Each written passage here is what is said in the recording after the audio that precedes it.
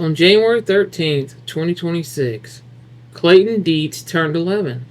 Just after midnight, his adoptive parents sang Happy Birthday, a simple celebration for a boy from what seemed like a regular family in the quiet borough of Duncannon, Pennsylvania. He'd later tell his police it had been a good day, but within hours, that picture of family life would be completely destroyed. The 11-year-old birthday boy would commit an act so violent it would leave his family shattered, and a community asking a single horrifying question: how could this happen?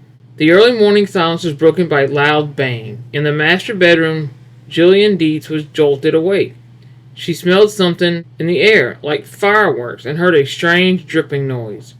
When she nudged her husband, Douglas, he didn't move. She flipped on the light and her world fell apart. The bed sheets were soaked in blood. That's when her son Clayton appeared in the doorway, connecting their rooms. He shouted, "Daddy's dead," and then, "I killed Daddy." According to the court documents, he later added two more words: "I hate myself." When Pennsylvania State Police arrived, they were met by the young boy. Investigators noted he had a large bruise above his left eye and a cut on his lower lip. In his statement, Clayton was chillingly direct. When an officer asked what happened, he said, "I shot somebody," and confirmed that somebody was his father. There was no mystery about who pulled the trigger. The confession and the evidence all pointed to the same impossible suspect: the 11-year-old boy who had just been celebrating his birthday. So what could lead to this? It wasn't some long simmering family feud, but a conflict familiar to many parents: screen time. Clayton got angry after his father Douglas told him it was time for bed and took his Nintendo Switch away. But that anger festered into something terrifying. Clayton told police he went to his father's drawer, found a key, and unlocked the bedroom gun safe. He wasn't looking for a gun. He was trying to find his confiscated Nintendo Switch, but instead of the console, he found a revolver. He admitted to police that he loaded the gun, walked to his sleeping father's side of the bed, and shot him in the head.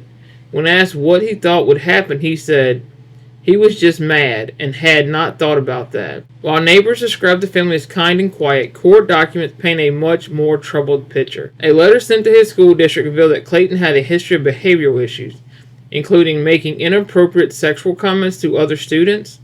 In fact, other families had repeatedly asked for him to be moved out of his class. The legal consequences were immediate. At just 11 years old, Clayton Dietz was charged with criminal homicide.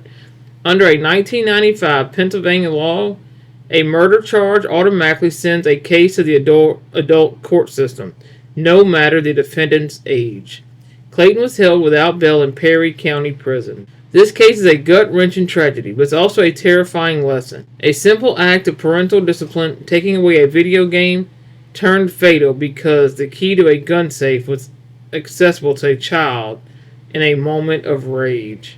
This isn't just a story about a video game. It's about what can happen when a child's known behavioral problems collide with easy access to a deadly weapon. It forces us to ask some difficult questions about responsible gun storage and how well we can ever truly know what's going on inside a child's mind. This is a case with no easy answer, and we'll be following it as it moves through the justice system. Share your thoughts respectfully in the comments below. And if you think these deep dives are important, consider subscribing. The story of Clayton Dietz is a chilling reminder of how quickly things can spiral into tragedy at the crossroads of anger and access. It leaves us with an unsettling question. In a world of modern pressure and hidden troubles, could this have been prevented?